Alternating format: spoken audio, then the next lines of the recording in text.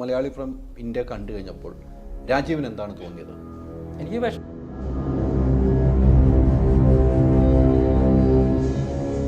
Shoot ചെയ്യുന്ന സമയത്ത് ഞാൻ പോയി പറഞ്ഞിട്ട് എനിക്കും പ്രത്യേകിച്ച് ഒന്നുമില്ലല്ലോ. അപ്പം വേറെ വഴിയില്ല. ഞാനങ്ങനെ സത്യമായി 2 ദിവസം ഒന്നും കഴിക്കാതെ പട്ടിണി ഇരുന്നിട്ടുണ്ട്.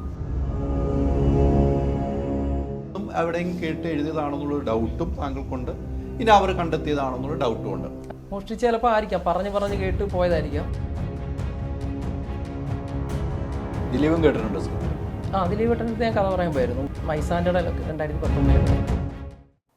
നമസ്കാരം. കഴിഞ്ഞ കുറേ ദിവസങ്ങളായി വലിയ രീതിയിൽ സിനിമാ മേഖലയിൽ ചർച്ച നടക്കുന്ന ഒരു വിഷയമാണ് മലയാളി ഫ്രം ഇന്ത്യ സിനിമയുടെ കഥ മോഷ്ടിച്ചു എന്ന് പറഞ്ഞ് നിഷാദ് കോയ രംഗത്ത് വരികയും പിന്നീട് നിർമ്മാതാക്കളുടെ സംഘടനയും ഫെബ്കയും ഇന്നലെ വിളിച്ച യോഗത്തിൽ അത് നിഷാദ് കോയയുടെ കഥയല്ല, അത് മോഷ്ടിക്കപ്പെട്ടിട്ടില്ല എന്ന് കൃത്യമായി അവർ കണ്ടെത്തുകയും അതിൻ്റെ ഡിജിറ്റൽ തെളിവുകൾ ഉൾപ്പെടെയാണ് ഡിജോ ഒക്കെ ഹാജരായത്. പക്ഷേ ഡിജോ അതിനകത്ത് പറയുന്ന ഒരു പ്രധാനം, ഞാൻ സംവിധായകനാണ്, ഞാൻ എങ്ങനെയാണ് ഒരു കഥ മോഷ്ടിക്കുന്നത്, അത് സ്ക്രിപ്റ്റ് എഴുതുന്നവരാണ് സ്ക്രിപ്റ്റ് നോക്കുന്നത്, എൻ്റെ മേഖലയല്ല. എന്നാൽ നിഷാദ് കോയ സ്ക്രിപ്റ്റ് റൈറ്റർക്ക് അപ്പുറം ഡിജോയെയാണ് ടാർഗറ്റ് ചെയ്തതെന്ന കാര്യത്തിൽ സംശയമില്ല. ഇതിനെതിരെയായിരുന്നു ഇന്നലെ അടിയന്തര യോഗം കൂടുകയും പിന്നീട് വാർത്താസമ്മേളനം നടക്കുകയും ചെയ്തു. അവിടെയാണ് ഒരു പേര് ഉയർന്നു വന്നു. 2014 മലയാളി ഫ്രം ഇന്ത്യയുടെ കഥയുമായി സാമ്യം ഉണ്ടാകുന്ന ഒരു കഥയുമായി ഒരു ചെറുപ്പക്കാരൻ അദ്ദേഹത്തിൻ്റെ ജീവിതത്തിലെ ഏറ്റവും വലിയ അഭിലാഷമായ ഒരു സിനിമയുമായിട്ട് രംഗത്ത് വരികയും പിന്നീട് സിനിമ ചെയ്യാൻ പറ്റാതെ വന്ന് ഏറ്റവും നല്ല പ്രൊഡ്യൂസറായിരുന്ന രജപുത്ര രഞ്ജിത്താണ് ആ സിനിമ നിർമ്മിക്കാൻ തീരുമാനിച്ചത്. അങ്ങനെയാണ് ഈ രാജീവ് എന്നൊരു ചെറുപ്പക്കാരൻ, അദ്ദേഹത്തിൻ്റെ ഒരു സബ്ജക്റ്റുണ്ട്, അത് ദിലീപ് നായകനായിട്ട് ചെയ്യാനുള്ള സബ്ജക്റ്റായിരുന്നു.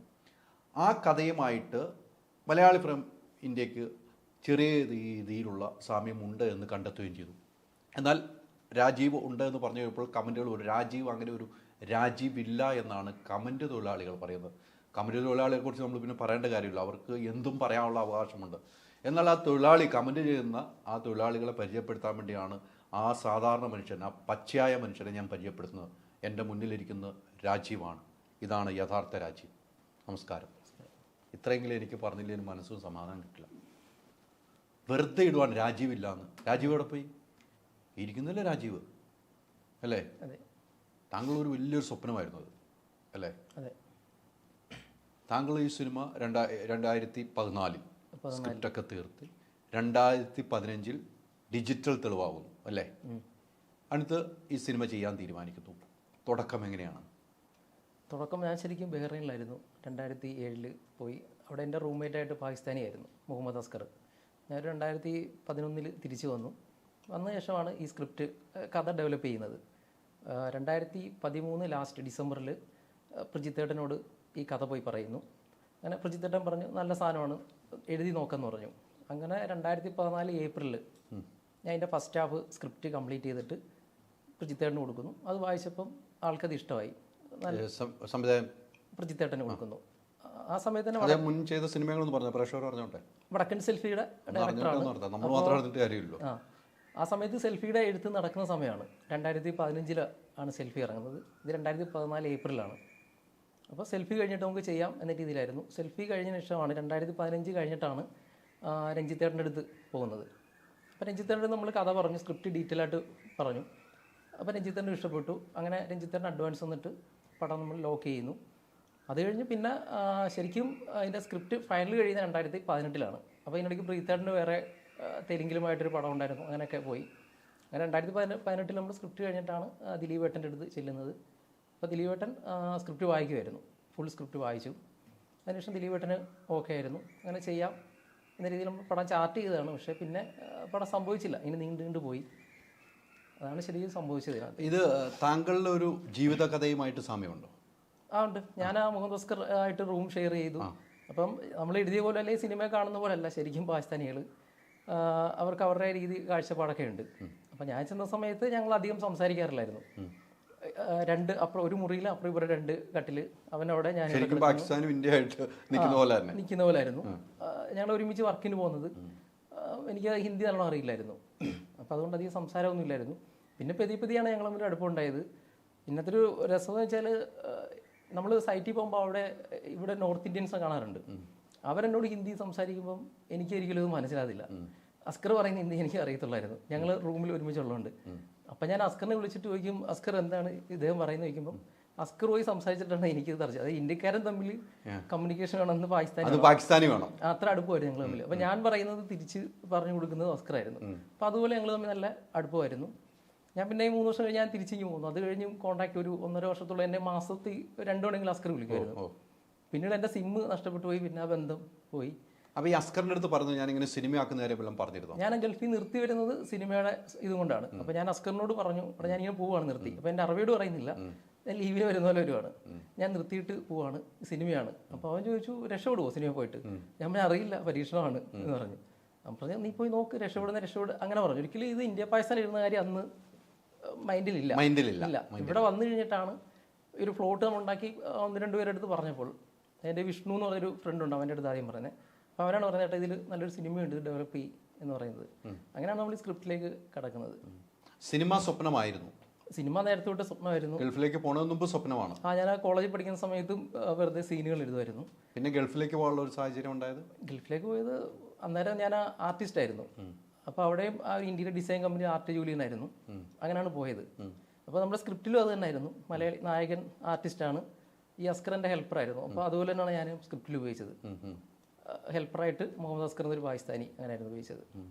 ആർട്ടിസ്റ്റായിട്ടായിരുന്നു ആ സ്ക്രിപ്റ്റ്. അതെ. ഇപ്പം ഈ അതിനുശേഷം ഇത് നടക്കാതെ പോയി, മാനസികമായിട്ട് വലിയ ബുദ്ധിമുട്ടുണ്ടായില്ല താങ്കൾക്ക്? ആ ബുദ്ധിമുട്ടുണ്ടായിട്ടുണ്ട്. കാരണം നമ്മളതിന് ഒരുപാട് കഷ്ടപ്പെട്ടിട്ടുണ്ട് ഈ സ്ക്രിപ്റ്റിന് വേണ്ടി. കാരണം ഇത് എഴുതാൻ ഭയങ്കര പാടുള്ള, എൻ്റെ റിയൽ അനുഭവം എനിക്ക് ഒരിക്കലും എഴുതാൻ പറ്റില്ലല്ലോ. പിന്നെ സിനിമയാകുമ്പോൾ അതിന് സിനിമാറ്റിക് രീതിയിൽ ഫണ്ട് വേണോ, അല്ല അതിൻ്റെ എല്ലാ രീതിയിലും വേറെ തലമാണ്.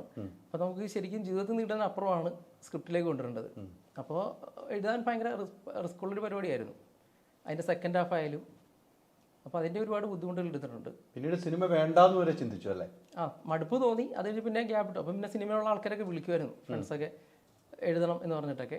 പിന്നെ അങ്ങനെ എഴുത്ത് പതിയെ ബാക്കിൽ ഉണ്ട്. ഇങ്ങനെ 2014 ഇതിൽ വലിയൊരു സ്വപ്നവും എല്ലാം ലോക്കായിട്ട് നടക്കാതെ പോകുമ്പോൾ ഒരു മാനസിക ബുദ്ധിമുട്ട് രാജീവിന് എന്തായിരിക്കും?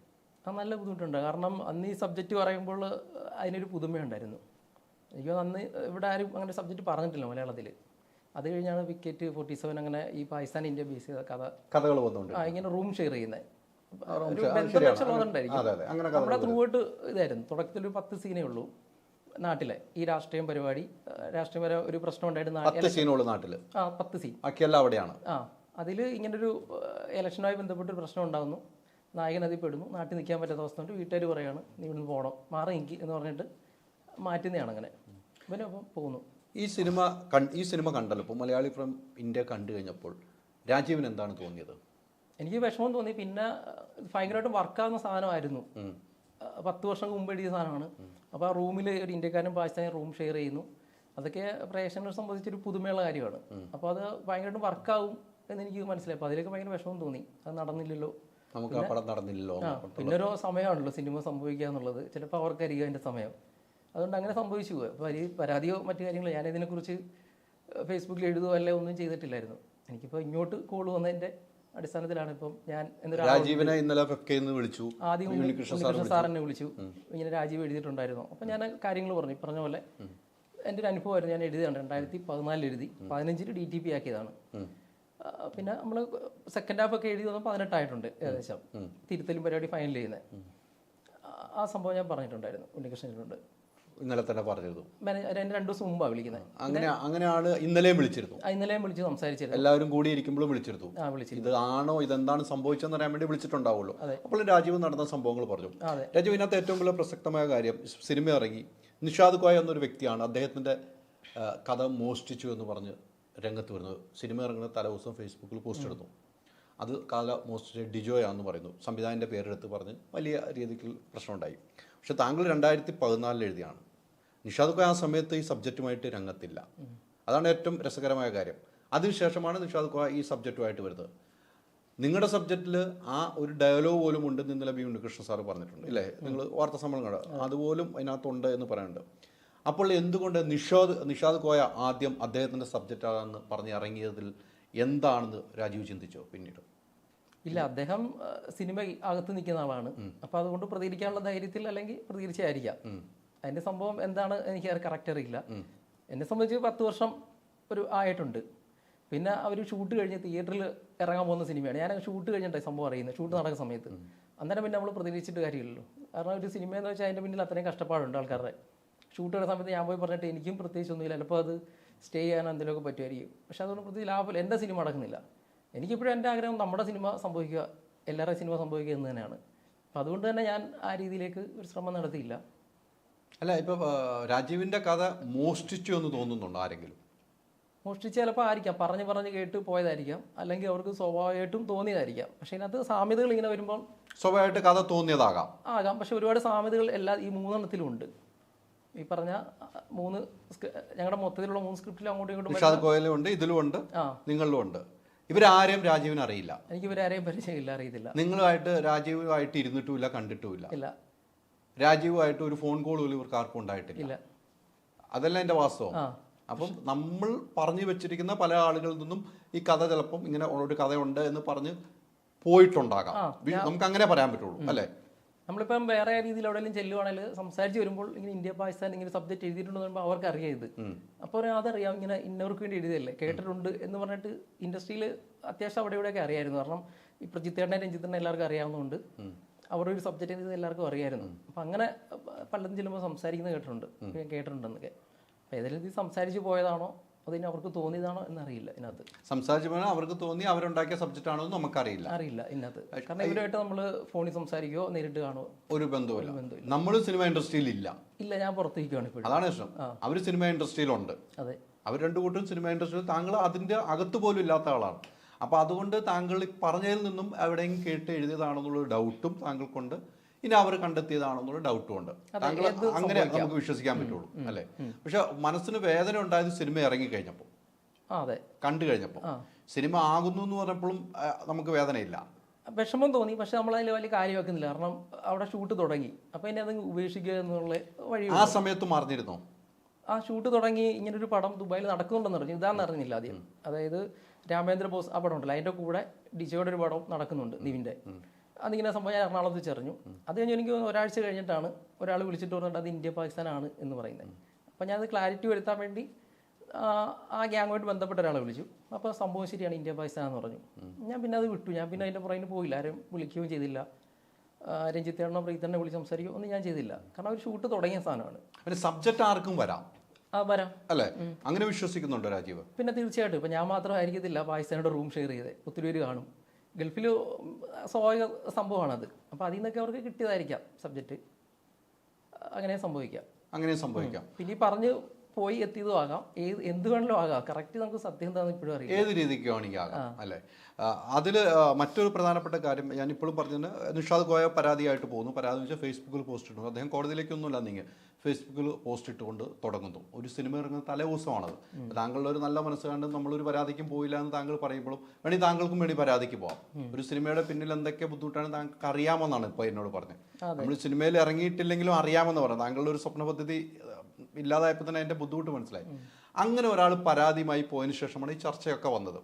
അതിനുശേഷം ഇപ്പോൾ ഈ ഫെബ്കായിന്ന് വിളിച്ചതല്ലാതെ നിഷാദ് കോയ അങ്ങനെ ആരെങ്കിലും വിളിച്ച് ബന്ധപ്പെട്ടോ? ഇല്ല, വേറെ ആരും വിളിച്ചിട്ടില്ല. വേറെ ആൾക്കാർ വിളിച്ചിട്ടുണ്ട്, ഈ പറഞ്ഞവരാരും വിളിച്ചിട്ടില്ല. ആരും വിളിച്ചിട്ടില്ല ഇതുവരെ? ആരും വിളിച്ചിട്ടില്ല. ഈ പ്രജിത്ത് വിളിച്ചോ? പ്രീതണ്ണെ ഞാൻ വിളിച്ച് ഞാൻ സംസാരിച്ചായിരുന്നു. പ്രജിത്ത് എന്ത് പറഞ്ഞു?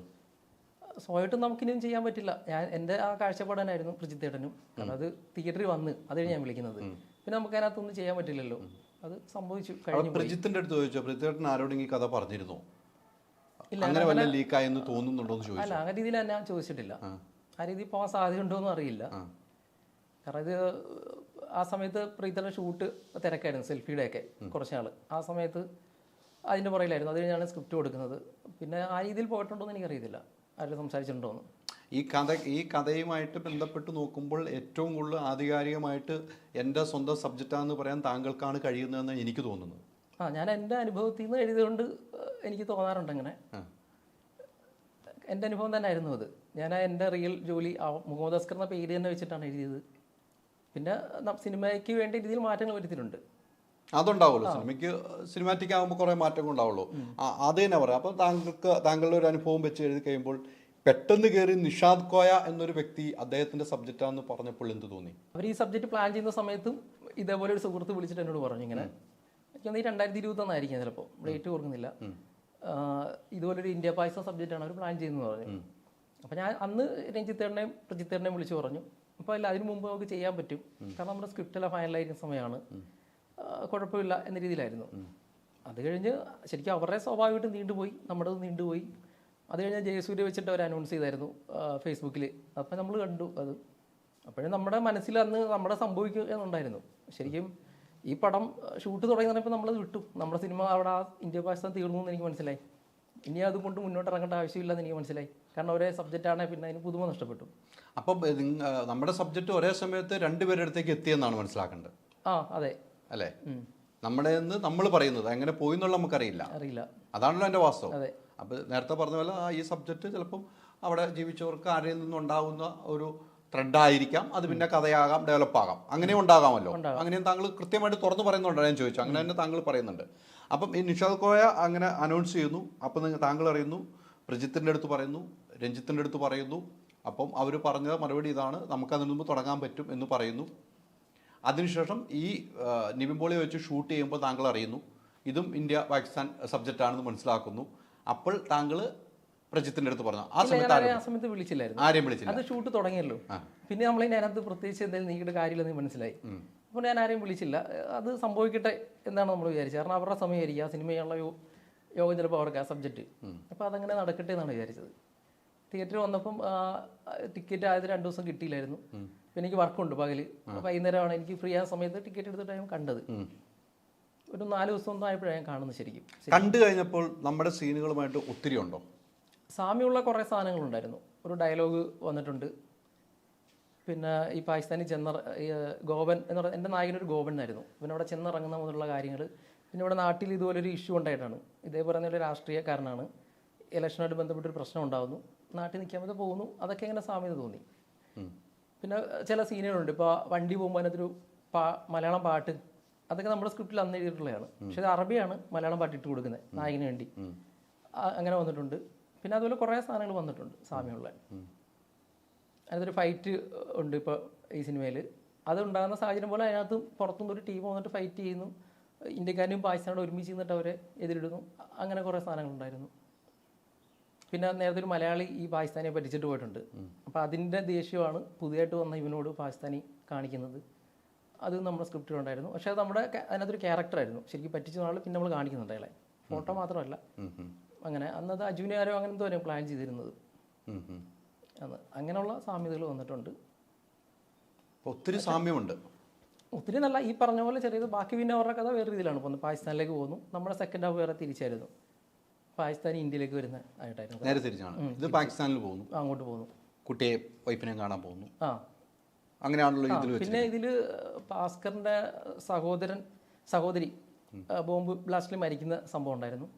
അപ്പോൾ ഇതിൽ മകൻ മരിക്കുന്നതായിട്ട് കാണിക്കുന്നത്. അങ്ങനെയുള്ള സാമ്യതകളൊക്കെ ഉണ്ട്. പാകിസ്ഥാനിൽ ബോംബ് സ്ഫോടനത്തിൽ മരിക്കുന്ന സംഭവമായിട്ടുണ്ടായിരുന്നു. ക്ലൈമാക്സ് എങ്ങനെയാണ് തോന്നിയത്? ക്ലൈമാക്സ് നമ്മളോട് സാമ്യമില്ല. കാരണം സെക്കൻഡ് ഹാഫ് വരുന്നതോറും മാറി. സെക്കൻഡ് ഹാഫ് ഒത്തിരി മാറി. First half 10 സീനുള്ളൂ. ഇവിടെ 10 സീനേ നാട്ടിലുള്ളൂ. ബാക്കി എൻ്റെ ഫുൾ ത്രൂ ഔട്ട് റൂമാണ്. മലയാളിയും പാകിസ്ഥാൻ്റെ റൂം ഷെയർ ചെയ്യുന്ന സാധനങ്ങളാണ് ഫുള്ള്. സെക്കൻഡ് ഹാഫ് കഴിഞ്ഞ് കുറേ സീനും ഇവർ ആ റൂമിൽ നടക്കുന്ന സംഭവങ്ങളാണ്. അത് കഴിഞ്ഞിട്ട് നാട്ടിലേക്ക് വരുന്ന സംഭവമാണ്. അപ്പം ഇതിന്റെ നമ്മുടെ സബ്ജക്റ്റുമായിട്ട് വരുമ്പോൾ സെക്കൻഡ് ഹാഫ് ഒത്തിരി ആ സിനിമയിൽ മാറുന്നു. ഫസ്റ്റ് ഹാഫിൽ കുറേ സീനുകളില്ല, നമ്മൾ ഉദ്ദേശിച്ച സീനുകൾ ഈ സിനിമയിലില്ല എന്നുമല്ല പറയുന്നത്. കുറച്ച് സാധനങ്ങളുണ്ട്, കുറച്ച് സാധനങ്ങളുള്ളൂ, മൊത്തത്തിൽ ഇല്ല എന്നല്ല പറയുന്നത്. എന്നാൽ സാമ്യമുണ്ട്, ഈ പറഞ്ഞ പോലെ കുറേ സാധനങ്ങളുണ്ട്.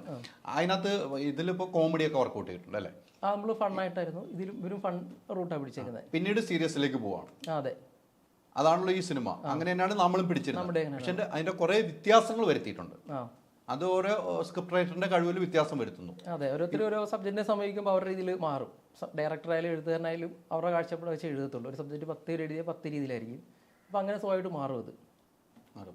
നിങ്ങൾക്ക് ഈ പറഞ്ഞ ആളുകളെ ആരെയും അറിയില്ല? ഇല്ല, ഇവരൊക്കെ ഇങ്ങനെ ഇന്റർവ്യൂ കാണുകയും ഇവരുടെ സിനിമകൾ കാണുകയും ചെയ്തിട്ടുണ്ട്, അല്ലാതെ അറിയത്തില്ല. ലിജോയെ അറിയോ? ഇല്ല, ഞാനിങ്ങനെ ഇന്റർവ്യൂവിൽ കണ്ടിട്ടുള്ള ആളെ. അദ്ദേഹം ചെയ്ത സിനിമകൾ കാണും, എല്ലാം കാണും. ജനഗണ ഒക്കെ കണ്ടായിരുന്നു? കണ്ടു, തിയേറ്ററിൽ പോയി കണ്ടു. ഇഷ്ടപ്പെട്ടാണോ സിനിമ? ഇഷ്ടപ്പെട്ടാണ്. അദ്ദേഹം ആദ്യം ചെയ്തത് ക്യൂനാണ്, അതും തിയേറ്ററിൽ പോയാണ് കണ്ടത്. ഈ സിനിമയും തിയേറ്ററിൽ പോയി ഉണ്ട്. ഇപ്പൊ ഡിജോയുടെ പേരിലേക്കാണ് ആരോപണം വന്നത്. ഈ നിഷാദ് കോയ അദ്ദേഹത്തെയാണ് ആരോപിച്ചത്. അദ്ദേഹമാണ് കഥ മോഷ്ടിച്ചത്. അദ്ദേഹം എൻ്റെ അടുത്ത് പറയുന്നത് ഇങ്ങനെയാണ്. അവിടെ പറയും, ഞാനൊരു ഡയറക്ടർ മാത്രമാണ്, അതിൻ്റെ എല്ലാ ഉത്തരവാദിത്വം സ്ക്രിപ്റ്റ് റൈറ്ററാണ് അല്ലേ. സ്ക്രിപ്റ്റ് എഴുതുന്നു, എൻ്റെ അടുത്ത് വരുന്നു, ഞാൻ കഥ കേൾക്കുന്നു, നമ്മൾ പ്രൊഡ്യൂസറിനെ സമീപിക്കുന്നു, പ്രൊഡ്യൂസർ ഓക്കെ പറയുന്നു, ചെയ്യുന്നു പറയും. ഇപ്പം അതുപോലെ തന്നെയാണ് താങ്കൾ ഈ കഥ എഴുതുന്നു, താങ്കളെ ഡയറക്ടറെ കൊണ്ട് കേൾപ്പിക്കുന്നു, പ്രജിത്തിനെ കൊണ്ട് കേൾപ്പിക്കുന്നു, പ്രജിത്ത് നിങ്ങളും കൂടി നിർമ്മാതാവിനെ കാണുന്നു, നിങ്ങൾ നടന്മാരെ ലോക്ക് ചെയ്യുന്നു. അവിടെയും നിങ്ങളുടെ സ്ക്രിപ്റ്റാണ് നിങ്ങൾ പറയുന്നത്, പ്രജിത്തിൻ്റെ അല്ല. അത് ഏത് റൂട്ടിലേക്കാണ് നിങ്ങൾ ചിന്തിക്കുക? ഇപ്പം ഇവിടെ ഡിജയെ കുറ്റത്തിൽ നിർത്തുമ്പോൾ ഡിജോ ഇതിൽ കുറ്റക്കാരനായിട്ട് തോന്നുന്നുണ്ടോ? അല്ല, അതറിയില്ല. ഇപ്പം നമ്മളൊരു കഥയായിട്ട് ചെന്ന് കഴിഞ്ഞാൽ സ്വാഭാവികമായിട്ടും സംവിധാനത്തിൻ്റെ ഇടപെടൽ അതിനകത്ത് ഉണ്ടാകും. പിന്നെ അത് പുള്ളിയുടെ ഒരു റൂട്ടുണ്ടല്ലോ, നമ്മൾ ശരിക്കും പിന്നെ പോകുന്ന അതിലേക്കായിരിക്കും. നമ്മളിത് കംപ്ലീറ്റ് എഴുതിക്കൊണ്ട് പോവാണ്, പൂർണ്ണമായിട്ട് എഴുതിക്കൊണ്ട് പോകുന്നു. പിന്നെ അതിനകത്ത് വരുന്ന നമ്മുടെ റൂട്ടിൽ കൂടെ സംവിധാനം സഞ്ചരിക്കാം, എഴുത്തുകാരൻ്റെ റൂട്ടിൽ കൂടെ നമ്മളൊരു കഥ പറഞ്ഞു കഴിഞ്ഞാൽ പിന്നെ സംവിധാനം പറയുന്ന റൂട്ടിൽ കൂടെ നമ്മൾ പോകണം. നമ്മൾ ഫുൾ സ്ക്രിപ്റ്റായിട്ടാണ് പോകുന്നതെങ്കിൽ പക്ഷേ അയാളുടേതായ തിരുത്തലുകൾ അതിനകത്ത് കൊണ്ടുവരും. അപ്പം പ്രജിത്തേട്ടനും ഒത്തിരി സാധനങ്ങൾ ഇതിനകത്ത് മാറ്റങ്ങൾ കൊണ്ടുവന്നു. അപ്പോൾ അത് നല്ലതാണ് എന്ന് തോന്നി നമ്മൾ ആഡ് ചെയ്തു. അങ്ങനെ ശരിക്കും പറഞ്ഞാൽ സംവിധാനൻ്റെയും എഴുത്തുകാരൻ്റെയും കൂടെ ആണ് ഒരു സിനിമ കഴിഞ്ഞാൽ സ്ക്രിപ്റ്റ്. പക്ഷേ സ്ക്രിപ്റ്റ് എന്ന് പറഞ്ഞ ഉത്തരവാദിത്തം മൊത്തം എഴുത്തുകാരനുണ്ട്. അയാളാണല്ലോ ഈ സബ്ജക്റ്റ് തോന്നുന്നത്, അയാളുടെ സ്വപ്നമാണല്ലോ, അദ്ദേഹമാണല്ലോ സ്വപ്നമായിട്ട് എഴുതുന്നതും, അയാളുടെ മനസ്സിൽ തോന്നുന്ന ആ എലമെന്റ് ആണല്ലോ അയാൾ ഡെവലപ്പ് ചെയ്ത് കൊണ്ടിരുന്നത്. അങ്ങനെയല്ല, അത് കൃത്യമാണ്. ഞാൻ ചോദിച്ചതും കൃത്യമാണ്. അത് മാറ്റങ്ങൾ വരുത്താൻ ഒരു സംവിധാനം കഴിയും. അപ്പോൾ ഒരു സ്ക്രിപ്റ്റ് മോഷണം പോയി എന്ന് പറയുമ്പോൾ, ഒരാൾ പറയുമ്പോൾ, ആരോപിക്കുമ്പോൾ അത് ശരിക്കും സ്ക്രിപ്റ്റ് റൈറ്ററിന്റെ മേളിലേക്കല്ലേ വിരൽ ചൂണ്ടപ്പെടുക? അതെ, അങ്ങനെയല്ല വരുക. ഡയറക്ടറിന്റെ മുഖത്തേക്കല്ലോ വിരൽ ചൂണ്ട. അവരത് അന്വേഷിക്കേണ്ട കാര്യമാണ്, അന്വേഷിക്കണം. ഇത് സത്യസന്ധമായി അവർ ചെയ്യാൻ പോകുന്ന പടമാണ്. കാരണം അല്ലേ ഇതുപോലുള്ള പ്രശ്നങ്ങൾ ഉണ്ടായില്ല, വിവാദമാകും, പിന്നെ ചിലപ്പോൾ അത് സിനിമയെ തന്നെ ബാധിക്കും. അപ്പം അതിനകത്ത് സത്യമുണ്ടോ നേരത്തെ അറിയാമെങ്കിൽ അത് അന്വേഷിക്കണം. അതിനെക്കുറിച്ച് അവർ തമ്മിലുള്ള വിഷയം നമുക്ക് അറിയില്ല, അന്വേഷിക്കേണ്ട ബാധ്യത ഉണ്ട്. തീർച്ചയായിട്ടും. അതോടൊപ്പം തന്നെ മറ്റൊരു പ്രധാനപ്പെട്ട താങ്കൾക്കുണ്ടായ ഏറ്റവും വലിയ വിഷമം എന്ന് പറഞ്ഞ് സിനിമ നടക്കാതെ പോയി. പിന്നീട് സിനിമ സംഭവിക്കുന്നു. സിനിമ കാണുമ്പോൾ താങ്കളുടെ മാനസികാവസ്ഥ വലുതാണ്. അത് എനിക്ക് താങ്കളുടെ മുഖത്ത് നിന്ന് വായിച്ചെടുക്കാൻ പറ്റുന്നത് വലിയൊരു മാനസികാവസ്ഥയാണ്. എത്ര വർഷത്തെ അധ്വാനമാണ് ഒരു സിനിമയ്ക്ക് വേണ്ടി, എത്ര വർഷമാണ് അല്ലേ? ഒരു കുടുംബം പോലും ചിലപ്പോൾ പട്ടിണി കിടക്കേണ്ടായി വരും സിനിമയ്ക്ക് ഇറങ്ങി തിരിച്ചാൽ. ശരിയാണ് ഞാൻ പറയുന്നത്? അങ്ങനെ വേണ്ട അനുഭവിക്കേണ്ടതായിട്ട് വന്നിട്ടുണ്ടോ? ഞാൻ ഇവിടുന്ന് എഴുതാൻ പോകുന്ന അന്ന് എനിക്ക് പെയിന്റിങ്ങിന്റെ വർക്കായിരുന്നു. ഒരു 10 ദിവസം കണ്ടിന്യൂ ജോലി ചെയ്തിട്ട് അതിൻ്റെ ഒരു പകുതി പൈസ വീട്ടിൽ കൊടുത്തിട്ട് ആ പകുതി പൈസ ആയിട്ട് ഞാൻ എറണാകുളത്ത് പോയിരുന്നിട്ട് എൻ്റെ ഒരു ഫ്രണ്ട് ഉണ്ട് നസീർ എന്ന് പറഞ്ഞിട്ട്, ശരിക്കും അവിടെ പോയിരുന്നാണ് സ്ക്രിപ്റ്റ് എഴുതുന്നത്. അപ്പോൾ ഞാൻ കുറേ പച്ചക്കറി അരി സാധനമെല്ലാം മേടിച്ചിട്ട് പോയി അവിടെ വെച്ച് എല്ലാം സെറ്റ് ചെയ്തു. ഒരു 2-3 ദിവസം കഴിയുമ്പോൾ ശരിക്കും ഗ്യാസ് തീർന്നു പോയി. അപ്പോൾ ഞാൻ കറി വെച്ചുകൊണ്ടിരിക്കുക, സാമ്പാർ വെച്ചുകൊണ്ടിരിക്കുമ്പോൾ ഗ്യാസ് തീർന്നു പോയി. അപ്പോൾ ഞാൻ നസീർ എന്ന് പറഞ്ഞ ആളെ വിളിച്ചപ്പോൾ പുള്ളി ഇവിടെ ഇല്ല, പുറത്താണ്, എത്താൻ പറ്റത്തില്ല, ഒരാഴ്ച കഴിയും സിലിണ്ടർ എത്തിക്കാനായിട്ട്. അപ്പം നമുക്ക് പിന്നെ അവിടെ വേറെ ആരും പരിചയമില്ല എനിക്ക് അന്ന്. അപ്പം വേറെ വഴിയില്ല. ഞാനങ്ങനെ സത്യമായി 2 ദിവസം ഒന്നും കഴിക്കാതെ പട്ടിണി ഇരുന്നിട്ടുണ്ട്. അവിടുന്ന് ഒരു സുഹൃത്തിനെ വിളിച്ചു പറഞ്ഞിട്ട്, അവൻ ചെങ്ങന്നൂരായിരുന്നു, ഈ ഭട്ടു എന്ന് പറഞ്ഞേ, വിഷ്ണു എന്ന് പറഞ്ഞിട്ട്. അങ്ങനെ അവൻ വന്നിട്ടാണ് എനിക്ക് ഫുഡ് മേടിച്ച് തരുന്നതും കുറച്ച് പൈസ തന്നിട്ട് പോകുന്നത്. അപ്പോൾ അതുപോലെ നമ്മൾ ഇതിനു വേണ്ടി ഒരുപാട് റിസ്ക് എടുത്തിട്ടുണ്ട്. കാരണം ഇപ്പോഴും എനിക്ക് പരിചയക്കുറവാണ് സിനിമയിൽ. ഈ പറയുന്ന പ്രജിത്തേട്ടൻ, രഞ്ജിത്തേട്ടൻ, നാദിഷേഖ, അങ്ങനെ കുറച്ചുപേരെ അറിയത്തുള്ളൂ, എന്നെ വിളിക്കുകയും കോൺടാക്റ്റുള്ള. അധികമായിട്ടും ഇല്ല. ഞാൻ കാരണം വന്നു കഴിഞ്ഞാൽ പിന്നെ ഇവിടെ ജോലിയായിട്ട് ഇങ്ങനെ നടക്കുവാണ്. എന്തെങ്കിലും ഒരു ഫോൺ വിളി വരുമ്പോഴാണ് പോകുന്നത് അങ്ങോട്ട്. അപ്പോൾ അധികമായിട്ടും കമ്പനിയില്ല. അപ്പോൾ അതുകൊണ്ട് ആ സമയത്ത് ഒരുപാട് ശരിക്കും ഒത്തിരി അലഞ്ഞിട്ടുണ്ട് ഇതിനു വേണ്ടി. ഒരു DTP എടുക്കാനൊക്കെ ആയിട്ട് ഞാൻ ഒരു പാടുപെട്ടിട്ടുണ്ട്. ഇതിൻ്റെ യാത്രകളായാലും എല്ലാം ഒരുപാട് ശരിക്കും കഷ്ടപ്പെട്ടിട്ടുണ്ട് ആ സമയത്ത്, ഈ വർഷങ്ങൾക്കുള്ളിൽ. 2 ദിവസം പട്ടിണി നടക്കേണ്ടി വന്നു. ആ 2 ദിവസം കണ്ടിന്യൂ ആയിട്ട് നമുക്ക് എഴുതാൻ പറ്റുന്ന സാഹചര്യം വന്നു. അപ്പോൾ ഞാൻ എൻ്റെ സുഹൃത്തിനെ വിളിച്ചിട്ട് ചേട്ടാ ഇങ്ങനെയാണ് സംഭവം, ഹെൽപ്പ് ചെയ്യണമെന്ന് പറഞ്ഞു. അപ്പോൾ അവൻ ശരിക്കും ചെങ്ങന്നൂരാണ്. അവനൊപ്പം അവിടെ ഉള്ളൊരു ഫ്രണ്ട് ഉണ്ട്, അഖിൽ എന്ന് പറഞ്ഞിട്ട്. ഈ അഖിലിനെ വിളിച്ചിട്ടാണ്, അഖിലാണ് എനിക്ക് പൈസയും കൊണ്ട് വരുന്നത്. ഒരു ദിവസം നൈറ്റ് നോർത്തിൽ വെച്ചാണിത്. അങ്ങനെ പൈസ കൊണ്ട് തന്നു. അങ്ങനെ ശരിക്കും ഞാൻ ആ 2ാമത്തെ ദിവസമാണ് ഫുഡ് കഴിക്കുന്നത്. വെള്ളമൊക്കെ ഉണ്ടായിരുന്നു? വെള്ളം അവിടെ ഉണ്ടായിരുന്നു.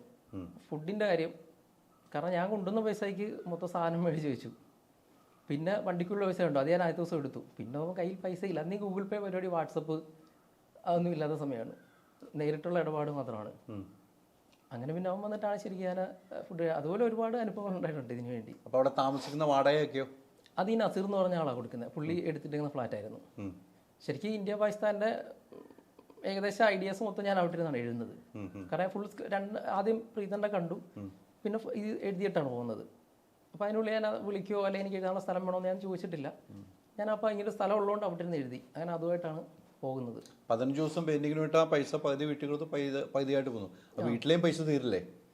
അല്ല, അവിടെ അപ്പം വേറെ വരുമാന മാർഗമുണ്ട്. എങ്ങനെയൊക്കെ കാര്യങ്ങൾ നീങ്ങും തട്ടിമുട്ടിയാലും. അവർക്കറിയാമല്ലോ ഇങ്ങനെ എഴുതാൻ പോയിരിക്കുകയാണ് എന്ന കാര്യങ്ങൾ. എന്ത് പറഞ്ഞു വൈഫൊക്കെ? അന്ന് കല്യാണം കഴിഞ്ഞിട്ടില്ലായിരുന്നു. ഇപ്പോൾ എന്ത് പറഞ്ഞു? അവർക്കും വിഷമമുണ്ട്. കാരണം ഇപ്പം 2 കുട്ടികളായി. എനിക്കിപ്പം കൂടുതൽ സമയം ജോലിക്ക് പോകേണ്ട അവസ്ഥയാണ് ഇപ്പോൾ. അതുകൊണ്ട് തന്നെയാണ് ഞാനിപ്പോൾ സിനിമയുടെ പുറകെ നടക്കാറില്ല. ഇങ്ങനെ ആരിലൊക്കെ വിളിക്കാറുണ്ട് കഥയുണ്ടെന്ന് വെച്ചിട്ട്. വിശ്വാസം പോയി അല്ലേ? നമ്മളൊരു പുതിയ ആളെന്ന രീതിയിൽ ഒരു വിശ്വാസം പോയി. എന്താ സംഭവിക്കുന്നത് ശരിക്കും മനസ്സിലായില്ല. അന്ന് ഇത് രജിസ്റ്റർ ചെയ്യണം അങ്ങനെയൊന്നും അറിയില്ലായിരുന്നു അല്ലേ? ഇല്ല, അങ്ങനെയുള്ള കാര്യങ്ങൾ ചെയ്തില്ല. ഞാൻ ഇത് മെയിലിൽ കിടപ്പുണ്ട്. കാരണം 2014 ഞാൻ കൈയെഴുത്താണ്. 2015 DTP ആക്കിയിട്ടുണ്ട്. അപ്പോൾ ഒരു ഡിജിറ്റൽ തെളിവായിട്ട് അതുണ്ടായിരുന്നു. ഇപ്പോഴും ഉണ്ട്. 2015 DTP എടുത്തത് നമ്മുടെ കയ്യിലുണ്ട്. എഴുതിയ സ്ക്രിപ്റ്റൊക്കെ പോയി. കൈയെഴുത്ത് അത് പോയിട്ടുണ്ട് എൻ്റെ 14 എഴുതിയത്. അത് കളയുവാണോ ചെയ്തത്? അല്ല, വീട്ടിൽ കാണും, തപ്പി എടുക്കേണ്ടി വരും. അത് ഉപേക്ഷിച്ചപ്പോൾ പിന്നെ തപ്പണ്ട വന്നില്ല. നടക്കില്ല എന്നുള്ള വന്നപ്പം നമ്മൾ ഉപേക്ഷിച്ചല്ലോ. പിന്നെ ഫോണിലുണ്ട്, മെയിലിൽ കിടപ്പുണ്ട് സ്ക്രിപ്റ്റ് DTP. പിന്നെ നമ്മൾ അതേലാണല്ലോ വർക്ക് ചെയ്യുന്നത്. ഈ ഗൾഫിൽ എന്തായിരുന്നു ജോലി? അവിടെ ആർട്ട് വർക്കായിരുന്നു. അല്ല, അവിടെ എങ്ങനെയാണ് സാലറി ഒക്കെ എങ്ങനെ ഉണ്ടായിരുന്നു? നല്ല സാലറി ഉണ്ടായിരുന്നു. കുഴപ്പമില്ല. അതിന് പോകുന്ന സമയത്താണ് ഇട്ടെറിഞ്ഞിട്ട് വരുന്നത്. ഞാനന്ന് 21ാമത്തെ വയസ്സിലാണ് പോകുന്നത്. ഞാനൊരു 3-4 വർഷം നിന്നിട്ട് തിരിച്ചു വന്നു. സിനിമയുള്ള സ്വപ്നം കൊണ്ടെല്ലാം കുഴിച്ചിട്ട് തിരിച്ചു വന്നതാണ്. പിന്നെ ഇവിടെ ഇങ്ങനെ കുറേ നടന്നു ഇങ്ങനെ. അപ്പോൾ ഇത് സംഭവിക്കും എന്നാണ് നമുക്ക് തോന്നിയത്. കാരണം എഴുതിയത് വായിച്ചിട്ടായിരുന്നു ഇത് മോശമാണ്, അല്ലെ നിനക്ക് എഴുതാനുള്ള കഴിവില്ല എന്ന് പറഞ്ഞിട്ടില്ല, നല്ലതാണ് എന്ന് പറഞ്ഞത്. അപ്പോൾ ചിത്തേട്ടനാലും ഇത് സ്ക്രിപ്റ്റ് വായിച്ചിട്ട് ഞാൻ വിചാരിച്ചതിനേക്കാൾ അപ്പുറം നീ എഴുതിയിട്ടുണ്ട്, നന്നായിട്ടുണ്ട് എന്ന രീതിയിൽ. ദിലീപേട്ടൻ വായിച്ചിട്ട് പറഞ്ഞ അതുപോലെ തന്നെ ആയിരുന്നു, നല്ല സ്ക്രിപ്റ്റാണ്, ഞാനല്ല നായകൻ, പാകിസ്ഥാനിയാണ്, പക്ഷെ നമുക്കിത് ചെയ്യാൻ ചേട്ടൻ നല്ല സിനിമയാണ് എന്ന് പറഞ്ഞിട്ട് അന്ന് ദിലീപേട്ടനും ദിലീപും കേട്ടിട്ടുണ്ട് സ്ക്രിപ്റ്റ്. ദിലീപേട്ടൻ്റെ അടുത്ത് ഞാൻ കഥ പറയാൻ പോയായിരുന്നു. ഊട്ടിയിൽ മൈസാൻ്റെ 2019 കഥ പറയുന്നത്. മൈസാൻ്റെ അവിടെ വെച്ചാണ് കഥ പറയുന്നത്. ഓക്കെ, അവിടെ വെച്ചാണ് കഥ പറയുന്നത്. അന്ന് നിർമ്മാതാവ് നിഷാദ് കോയാണ്. അവർ പ്രൊഡക്ഷനുള്ള സമയമാണത്. അപ്പോൾ അവിടെ നിന്നും വേണമെങ്കിൽ ലീക്കാകാം. അല്ല, എനിക്ക് അതിനെക്കുറിച്ച് അറിയില്ല. അല്ല, ഇപ്പം പറഞ്ഞു വന്നപ്പം മൈസാൻ്റെ എന്ന് പറയുമ്പോൾ നിഷാദ് കോയ അവിടുത്തെ പ്രൊഡ്യൂസറാണ് ആ സിനിമയുടെ. 2019 ഇവരൊരുമിച്ച് ചെയ്യുന്ന സിനിമയാണ്. അതെ, അവിടെ വെച്ച് ഷെയറിംഗ് നടന്നോന്ന് എനിക്കറിയില്ല. അല്ല, നമ്മൾ എവിടെയും ഷെയറിംഗ് നടന്നെന്ന് പറഞ്ഞിട്ടില്ല താങ്കൾ കേട്ടോ. ഞാൻ തന്നെ എല്ലാം പറഞ്ഞത്. താങ്കൾ ഒരു സ്ഥലത്തും ഷെയറിംഗ് നടന്നിട്ടുണ്ടോ എന്ന് എനിക്കറിയില്ല. ഇവർ കേട്ട കഥയായിരിക്കുമോ ചിലപ്പോൾ ചെയ്തിരിക്കുന്നത്. താങ്കൾ അങ്ങനെയാണ്, താങ്കൾ ഒരിക്കലും ഷെയറിംഗ് നടന്നിട്ടുണ്ടെന്ന് പറഞ്ഞില്ല. അങ്ങനെ ഉണ്ടാകാം, അങ്ങനെയാണ് പറയുന്നത്. അതോടൊപ്പം തന്നെ ചിലപ്പം പാകിസ്ഥാനും മലയാളി ഒരുമിച്ച് താമസിച്ച ഒത്തിരി ആളുകളുണ്ട്, അവരുടെ നിന്നും ഇവർക്ക് ഉണ്ടാകാം. എങ്ങനെ പറഞ്ഞിട്ടുണ്ട്? താങ്കൾ പറഞ്ഞു എന്ന് ഞാൻ ഒരിക്കലും പറഞ്ഞിട്ടില്ല, ഞാൻ സ്ഥാപിച്ചെടുക്കുന്നുമില്ല. ഇപ്പോൾ താങ്കൾ പറഞ്ഞു വന്നപ്പോൾ, കറങ്ങി വന്നപ്പോൾ എനിക്ക് അവിടെ എത്തി. നിങ്ങൾ എവിടെ വെച്ച് കണ്ടു എന്ന് പറയുമ്പോൾ അന്ന് പ്രൊഡ്യൂസർ നിഷാദ് കോയാണ് അവിടെ ആ സിനിമയുടെ. പക്ഷേ അദ്ദേഹത്തെ അവിടെ വെച്ച് കാണുകയും ചെയ്തില്ലായിരുന്നു. അല്ല, നിങ്ങൾ കണ്ടില്ല? ദിലീപിന്റെ അടുത്ത് കഥ പറഞ്ഞിട്ടുണ്ട്. അതെ, മൈസാന്റെ ലൊക്കേഷൻ. ഞാൻ 2 ദിവസം അവിടെ ഉണ്ടായിരുന്നു ഊട്ടിയിൽ. ആദ്യത്തെ ദിവസം അവിടെ ഫുൾ ഉണ്ടായിരുന്നു. 2ാമത്തെ ദിവസമാണ് കഥ പറയുന്നത് ദിലീപിൻ്റെത്. ആ ദിവസം എന്തോ തിരക്കൊക്കെ ആയിരുന്നു. നമുക്കിപ്പോൾ അടുത്ത ദിവസം കേൾക്കാമെന്ന് പറഞ്ഞു. അങ്ങനെ പോയിട്ട് ഞാൻ കഥ പറയുമായിരുന്നു. കഥ പറഞ്ഞു വെച്ചാൽ അന്നാണ് കഥ പറയുന്നത് ദിലീപിന്റെ അടുത്ത്. കഥ പറഞ്ഞാൽ ഞാൻ കഥ പറയാൻ ഭയങ്കര മോശമായിരുന്നു. അപ്പം കഥ അതിനു മുമ്പ് നിങ്ങൾക്കും പ്രജിത്തിനും അറിയുള്ളൂ. അല്ല, ദിലീപേട്ടനോട് ഫോണിൽ സംസാരിച്ചിട്ടുണ്ടായിരുന്നു. അതിനു മുമ്പ് ദിലീപിന്റെ ഫോണിൽ സംസാരിച്ചിട്ടുണ്ട്. പ്രജിത്തിനും നിങ്ങൾക്കും അറിയാം. പിന്നീട് നേരിട്ട് പോയി ദിലീപിന്റെ അടുത്ത് ഇരിക്കുന്നു. മൈസാൻ്റെ സിനിമാ ലൊക്കേഷനിൽ പോയി 2 ദിവസം നിന്നിട്ട് 2ാമത്തെ ദിവസം കഥ പറയുന്നു. നിങ്ങൾ പറഞ്ഞ കഥ പറയാൻ വളരെ മോശമാണെന്ന് നിങ്ങൾ പറയുമ്പോൾ പിന്നീടാണ് അത് ഫലിപ്പിച്ചെടുക്കുന്നത്. അല്ല, ദിലീപേട്ടൻ സ്ക്രിപ്റ്റ് എടുത്ത് വായിക്കുമായിരുന്നു. ഞാൻ കഥ പറഞ്ഞപ്പോൾ കയ്യിൽ നിന്ന് പോയിട്ട് ശരിക്കും ആൾ ഉറങ്ങിപ്പോയി. അത് സ്ക്രിപ്റ്റ് കൊടുത്തിട്ടാണോ? അത് അല്ല, ഞാൻ അവിടെ ഇരുന്നു. എന്നെ തിരിച്ചു കൊണ്ടുവന്നോ? കൊണ്ടുവന്നു. ഇതുപോലെ ചെയറിട്ട് ഇരുന്നിട്ട് അപ്പോൾ എൻ്റെ സ്ക്രിപ്റ്റ് അങ്ങ് എടുത്തു ദിലീപേട്ടൻ. എന്നിട്ട് ഒറ്റ സ്ക്രിപ്റ്റ് അങ്ങ് വായിച്ചു, മൊത്തം വായിച്ചു. ആ സമയത്ത് അവിടെ എന്തോ ബ്രേക്ക് ആയിരുന്നു. എത്ര സീൻ ഉണ്ടായിരുന്നു അന്ന്? ശരിക്കും ഫസ്റ്റ് ഹാഫ് ഫുൾ സ്ക്രിപ്റ്റും സെക്കൻഡ് ഹാഫ് സീൻ ഓർഡർ ആയിരുന്നു. ഒരു 80-100 പേജിനടുത്ത് വരും. 100 പേജിന് ഒറ്റയിരിപ്പിന് ദിലീപ് വായിച്ചു. ഒറ്റയിരിപ്പിന് വായിച്ചു. നിങ്ങൾ 2ാമത്തെ ദിവസം വായിച്ചിട്ട് നിങ്ങളിങ്ങ് പോന്നു. രാജീവ് പോന്നു. എന്നോട് പറഞ്ഞു സംഭവം ഒക്കെയാണ്, ഞാൻ രഞ്ജിത്തേട്ടനോട് സംസാരിച്ചോളാന്ന് പറഞ്ഞു. അങ്ങനെ രഞ്ജിത്തേട്ടനെ അന്ന് രാത്രി തന്നെ വിളിച്ചു ദിലീപേട്ടൻ. ആയിട്ട് പറഞ്ഞു, ചേട്ടാ നമുക്കിത് ചെയ്യാം, നല്ല സംഭവമാണെന്ന് പറഞ്ഞു. അപ്പോൾ ഞാൻ അന്ന് നൈറ്റ് അവിടെ സ്റ്റേ ആയിരുന്നു. അപ്പോൾ രഞ്ജിത്തേട്ടൻ എന്നെ വിളിച്ചു പറഞ്ഞു, ഇങ്ങനെ ദിലീപ് ഓക്കെ പറഞ്ഞിട്ടുണ്ട്, നമുക്ക് ബാക്കി കാര്യങ്ങളെല്ലാം സെറ്റ് ചെയ്യാം. ഞാൻ അടുത്ത ദിവസം രാവിലെ തിരിച്ചിങ്ങ് പോന്നു. ഊട്ടിയിൽ നിന്ന് തിരിച്ചു പോകുന്നു അല്ലേ? ഇവിടെ ഒന്ന് കറങ്ങി തിരിഞ്ഞ് പോകുന്നുണ്ടോ? ഇപ്പം റൂട്ടൊന്ന് കറങ്ങി തിരിഞ്ഞ് പോകുന്നുണ്ട്. റൂട്ട് കറങ്ങി തിരിഞ്ഞ് പോകുന്നു എന്ന് എനിക്ക് തോന്നുന്നു. അപ്പം ആരൊക്കെ അവകാശവാദം ഉന്നയിക്കുന്നുണ്ട്, അവരൊക്കെ എങ്ങനെ എത്തുന്നു എന്നുള്ളതൊന്ന് തെളിഞ്ഞു വരുന്നുണ്ടെന്ന് എനിക്ക് തോന്നുന്നു താങ്കൾ പറഞ്ഞു വന്നപ്പോൾ. ആ രീതിയിലെ കാര്യങ്ങൾ എനിക്കറിയില്ല ഇപ്പോഴും. അല്ല, എനിക്ക് തോന്നി, കാണുന്ന പ്രേക്ഷകർക്ക് തോന്നും അത് എങ്ങനെയാണ്. അദ്ദേഹമാണല്ലോ ആദ്യം പരാതി, നിഷാദ് കോയാണെന്ന് ആദ്യം പരാതിയായിട്ട് വന്നത്. ആ വന്ന റൂട്ട് ഇപ്പം എങ്ങനെയാണെന്ന് തെളിയുവാണ്. ചിലപ്പോൾ അറിയില്ല നമുക്ക് എങ്ങനെ തെളിയുന്നത്, നമുക്കിതറിയില്ല. എനിക്കിപ്പോഴും ഉള്ള സഹതാപവും സങ്കടവും ദുഃഖവും ഉള്ളത് താങ്കളിൽ തന്നെയാണ്. താങ്കളുടെ ഒരു അനുഭവം തന്നെയാണ് എഴുതിയത്. ആ കഥയിൽ പല സംഭവങ്ങളും ഇപ്പോൾ ഇറങ്ങിയ സിനിമയിലുണ്ടെന്ന് താങ്കൾ പറയുമ്പോൾ മാറ്റിയിട്ടുണ്ടെന്ന് താങ്കൾ പറയും. അത് താങ്കൾ സിനിമയെ സ്നേഹിക്കുന്നതുകൊണ്ട് പറയുന്നു അല്ലേ? താങ്കൾ ഒരു പരാതിയായിട്ട് പോയിട്ടില്ല, ഒരു ഫേസ്ബുക്ക് പോസ്റ്റ് പോലും ഇട്ടിട്ടില്ല, ഒന്നും ചെയ്തിട്ടില്ല. ഒന്നും വിളിച്ചില്ല. താങ്കളെ തേടിയാണ് ഇപ്പം മലയാള സിനിമാ മേഖലയിൽ എല്ലാവരും വന്നു. ഞാനും താങ്കളെ തേടി ഇവിടെ എത്തിയില്ലേ? ഞാൻ എറണാകുളത്ത് നിന്ന് ഇവിടെ എത്തി. അപ്പോൾ താങ്കൾ ഇതിനകത്തൊരു ഭാഗമാണെന്ന് അറിഞ്ഞുകൊണ്ടാണല്ലോ വരുന്നത്. അതെ. അപ്പം റൂട്ടുകൾ പല രീതിക്കും പോയിട്ടുണ്ട് എന്ന് ഏറെക്കുറെ തെളിഞ്ഞ ചിത്രങ്ങളായി വരുന്നുണ്ട് എന്ന് എനിക്കിപ്പോൾ നമ്മൾ ഫൈനലിൽ എത്തുമ്പോൾ അങ്ങനെ വരുന്നു, എൻ്റെ മനസ്സിൽ വരുന്നു. ഇനി എന്തായാലും ഇനി സിനിമ ചെയ്യുമോ? തീർച്ചയായിട്ടും അത് നമ്മുടെ ഒരു ആഗ്രഹമാണ്. കഥകൾ എഴുതിയിട്ടുണ്ടെങ്കിൽ ദൈവത്തെ ഓർത്ത പെട്ടിയിൽ വെക്കുക, ഒരു സ്ഥലത്തും കൊണ്ട് കേൾപ്പിക്കരുത് കേട്ടോ. എല്ലാം ലോക്കായിട്ട് കേൾപ്പിക്കുക. ഇതാണ് ഇൻഡസ്ട്രി എന്ന് മനസ്സിലായില്ലേ? രജിസ്റ്റർ ചെയ്യണം ആദ്യമേ. അതിനെക്കുറിച്ച് അറിയുമോ? ഞാൻ നേരത്തെ മനസ്സിലായി. ആദ്യം ചേംബറിൽ കൊണ്ട് രജിസ്റ്റർ ചെയ്യണം, പേരും കഥയും ലോക്കാക്കണം. എവിടെയും തെളിവാകും. അപ്പോൾ നമുക്ക് എവിടെയും പോരാടാൻ പറ്റും. താങ്കൾക്ക് പുതിയ ആൾക്കാരാണ്, എന്തെങ്കിലും സംഭവിച്ചാൽ ആരും ഉണ്ടാവില്ല കൂടെ. അപ്പോൾ അത് ചേംബറിൽ കൊണ്ട് രജിസ്റ്റർ ചെയ്യുക, പ്രൊഡ്യൂസേഴ്സ് അസോസിയേഷൻ പോയി രജിസ്റ്റർ ചെയ്യുക. അങ്ങനെ ചെയ്തിട്ട് ഇനി കഥ ആരെങ്കിലും വായിച്ച് കേൾപ്പിക്കുള്ളൂ. ഇപ്പോൾ ആരെങ്കിലും കേൾപ്പിച്ചോ വായിച്ച്? ഒന്നിൻ്റെ അടുത്ത് ഇങ്ങനെ സംസാരിച്ചിരുന്നു. അതിങ്ങനെ ഫൈനലായിരിക്കുവാണ്, ഏകദേശം ലോക്കായിരിക്കുവാണത്. ലോക്ക് അവർക്ക് മുമ്പിലായിട്ടുള്ളൂ, നിയമപരമായിട്ട് ലോക്കായിട്ടില്ല കേട്ടോ ചേംബറിൽ. മറ്റൊന്ന് ലോക്കായതാണ്. അപ്പോൾ എത്രയും പെട്ടെന്ന് താങ്കൾ ചെയ്യേണ്ടത് ഇത് രജിസ്റ്റർ ചെയ്യുക. രജിസ്റ്റർ ചെയ്തില്ലെങ്കിൽ ഇങ്ങനെ എന്തെങ്കിലും സംഭവിച്ചാൽ നമുക്ക് പോലും ഒന്നും ചെയ്യാൻ പറ്റാത്ത അവസ്ഥ വരും. തെളിവുകളില്ലല്ലോ, കോടതി പോയാലും നിലനിൽക്കില്ലല്ലോ. അങ്ങനെയൊക്കെ ഒരു പ്രശ്നങ്ങൾ. താങ്കൾക്ക് അറിയില്ലാത്തതുകൊണ്ട് ഞാൻ പറഞ്ഞു എന്നുള്ളൂ. അറിയില്ല എന്ന് എനിക്ക് മനസ്സിലായതുകൊണ്ടാണ് ഞാൻ താങ്കളോട് നമ്മൾ നേരത്തെ ഇരുന്നപ്പോൾ ഞാൻ സംസാരിച്ചത്. അത് ഇപ്പോൾ പ്രേക്ഷകരോട് അറിയാൻ വേണ്ടി ഞാൻ പറഞ്ഞതാണ്. അപ്പോൾ സിനിമ ഒരു ലക്ഷ്യമാണ്. ഇന്നലെ ഉണ്ണിച്ചേട്ടൻ പറയുന്നു താങ്കളൊരു സിനിമ ചെയ്യണമെന്നാണ് ഇനി ഫെഫ്കയുടെ ആഗ്രഹം എന്നാണ് പറഞ്ഞത്. അപ്പോൾ അദ്ദേഹത്തിനും മനസ്സിലുണ്ടായിട്ട് തന്നെ പറഞ്ഞതായിരിക്കുമെന്ന് വിശ്വസിക്കുന്നില്ലേ? അല്ലേ? അതിന് മുന്നോട്ട് താങ്കൾ വരണം, അതിനുള്ള എല്ലാ സഹായവും ചെയ്യുന്നതാണ് ഇന്നലെ ഫെഫ്ക വാർത്താ സമ്മേളനത്തിൽ പറഞ്ഞു കേട്ടോ. അത് നല്ലൊരു വാക്കായിട്ട് എനിക്ക് തോന്നിയിട്ടുണ്ട്. താങ്കൾക്ക് തോന്നിയെന്ന് എനിക്കറിയില്ല. അതെനിക്കും നല്ല കാര്യമായിട്ടാണ് തോന്നിയത്. കാരണം പുതിയ ആൾക്കാർ നേരിടുന്ന ഒരുപാട് പ്രശ്നങ്ങളുണ്ട് പലപ്പോഴും.